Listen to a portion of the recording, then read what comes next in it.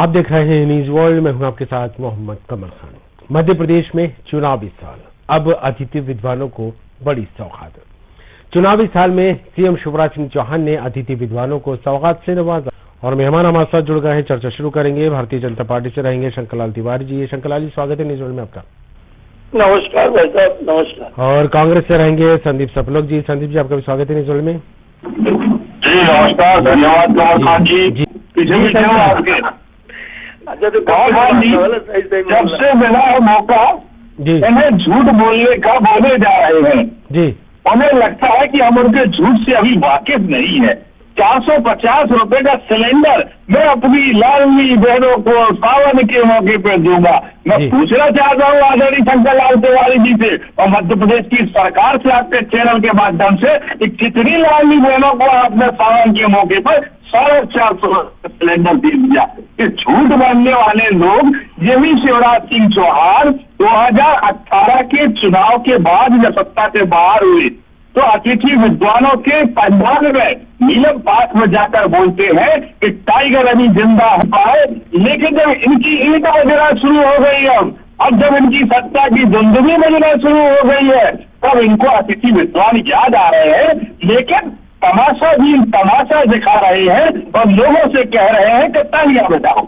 मैंने क्या दिया है, आप बहुत अनुभवी है, तो मैं आपके माध्यम से सरकार से पूछना चाहता हूं कि जब आपने इनको 18 साल तक नियमित नहीं कर पाए, आप इनसे बोलते रहे आपको नियमित करेंगे। आज जब हड़ताल करने की और आपकी सरकार के खिलाफ काम करने की बात आपको लगी तो आपने इनको महज 40,000 रुपए से 10,000 बढ़ा के 50,000 रुपए कर दिया। साधु आपने आपने बहुत बड़ा एफआईआर कर दिया था।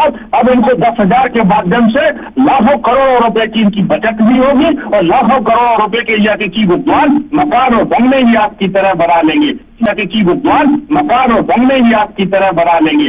लेकिन आपने जो इनसे झूठ बोला, आपने बोला कि हम 25% आरक्षण आपको पीएससी की नौकरियों में देंगे। अरे आपने ओवर एज हो चुके हैं, इसमें 90% अतिथि विद्वान, आपने इनकी आयु सीमा बढ़ाने का काम तो किया नहीं। आप कहते हैं कि हम 25% आरक्षण देंगे, तो आरक्षण देके आप नौकरियां किनको देंगे? दूसरी बात आपको वो बताना चाहता हूँ, बहुत अच्छे सुनना तो देवराज जी का वास्ता। शिवराज जी ने बोला कि साहब हम फॉरेन हाउस जो होते हैं उनको हम वापस लेंगे। आपने उसमें बैलेंस का पावर लगा दिया। फॉरेन हाउस किए जो आपने पाप किया, उनके मुंह से निवाला छीन के, उनके पेट पे लात मार के आपने पाप तो पहले ही कर दिया, लेकिन आपने उनको वापस दिया क्यों नहीं? आप कहते हैं कि हम इनको निकालेंगे नहीं, आप कहते हैं कि हम इनको साल में एक बार ट्रांसफर का अधिकार देंगे। और ये जो पहले से आपकी नीति है, पहले भी ट्रांसफर होंगे, तो ऐसा कौन सा काम कर दिया? आप झूठ बोल के कम से कम गुरुकुल के लोगों को, गुरु परंपरा के लोगों को तो शिक्षा देने का काम करते, उनके सामने तो झूठ और पाखंड मत कीजिए। शिवराज जी, आपने प्रदेश की 8 करोड़ जनता के साथ किसानों की कर्ज माफी को लेकर जी मैं शंकरलाल जी से भी पूछना चाहता हूँ कि आप ही ने अभी स्वीकार किया कि 27 लाख किसानों का कर्जा माफ हुआ, किसी का 25,000, किसी को 50,000, किसी का 1 लाख, ठीक है ना? आपने 2008 में प्रदेश में किसानों से कहा था कि हम 50,000 तक का कर्जा माफ करेंगे। आपने 1 रुपया का कर्जा भी मध्य प्रदेश से किसी किसान का माफ नहीं किया। आपने अब ये स्वीकार कर लिया है तो बार बार ये आरोप क्यों लगाते हैं कि कमलनाथ जी ने किसानों का कर्जा माफ नहीं किया? इन और किसानों का कर्जा भी माफ हुआ है जिनमें शिवराज सिंह चौहान को लेकर बीजेपी किसानों के कर्ज को लेकर किसी का 2 रुपया, किसी का 75 पैसे, किसी का 9 रुपया कर्ज माफ हुआ है। तो कमल पटेल जी के रिश्तेदारों से पूछे ना, शिवराज सिंह जी के रिश्तेदारों से पूछे ना कि उनके हजारों का कर्जा माफ नहीं हुआ।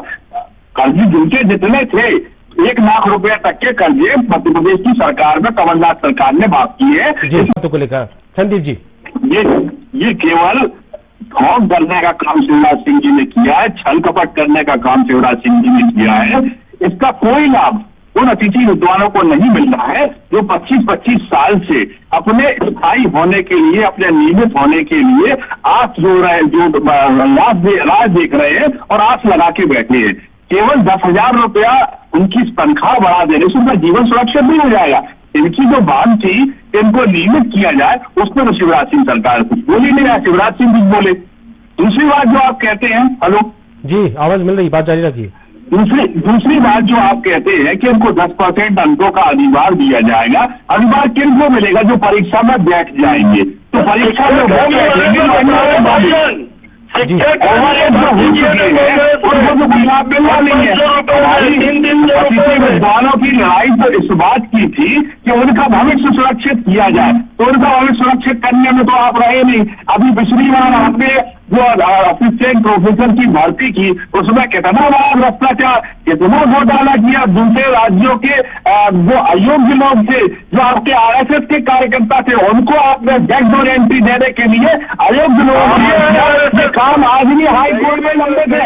हाई कोर्ट में नियुक्ति हुआ, अपने रखा हुआ है। शंकरलाल जी, आप मेरी बात तो सुनेंगे, तो आप जवाब दीजिए। तो जब ये भ्रष्टाचारी लोग बैठे हुए हैं, तो युवाओं को, बेरोजगारों को कहां से सुरक्षा मिलते? वेतन 18 किया है शिवराज सिंह चौहान की सरकार ने और इनकी उच्च शिक्षा मंत्री ने उच्च शिक्षा के ढांचे की और एक उच्च शिक्षा की पीठ पे वार करने का काम किया है।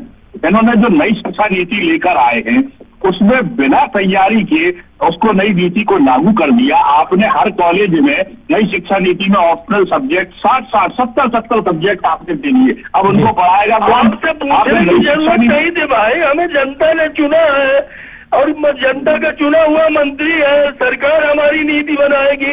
आपसे परमिशन लेने की जरूरत नहीं है। हम सब कहते हैं आप तो अपनी नीतियां बनाइए, संघ की नीतियों को लागू कीजिए। अंग्रेजों ने जो बात करो उस नीति पे आप काम कीजिए। आपने अतिथि विद्वानों की बात की, अतिथि विद्वानों में भी आपने जनभागीदारी से जो 7,000 संख्या मध्य प्रदेश में 7,000 जनभागीदारी से उनको उद्धार की बात नहीं की। उनका शोषण कर रहा, कहीं 4,000 रुपए तनख्वाह दे रहा, कहीं 6,000, कहीं 12,000। वो भी सिखाने के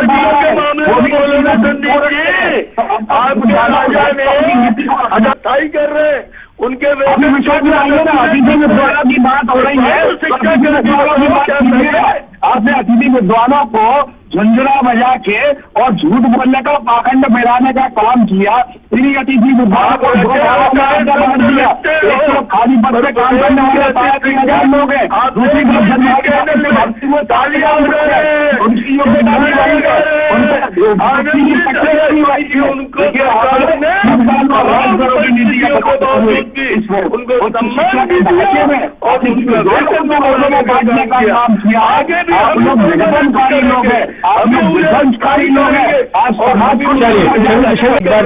बार नहीं चलेगी। संदीप जी क्या कहेंगे? कमर खान जी, कमलनाथ सरकार को, कांग्रेस की सरकार को 2.25 लाख करोड़ का कर्ज इन्होंने विरासत को दिया था जी। और आप देखिए उस कर्ज के बावजूद हमने सबसे पहले जो हमारे समाज की धरोहर है बुजुर्ग पीढ़ी, उसके हमने पेंशन की, फिर हमने किसानों का कर्जा माफ किया, हमने आंगनबाड़ी कार्यकर्ताओं का मानदेय बढ़ाने का काम किया, हमने कन्या विवाह की राशि को 28,000 से 51,000 किया, हमने तो ये बिजली के बिल करेंट मारते थे उनकी सरकार में, हमने 1 रुपए यूनिट बिजली देके इस मध्य प्रदेश की जनता को इनके करंट से मुक्ति दिलाने का काम किया। ये झूठ बोलने वाले पाखंडी लोग किस तरह की आरोप लगाएंगे? शंकर लाल जी, संदीप जी, शंकर लाल जी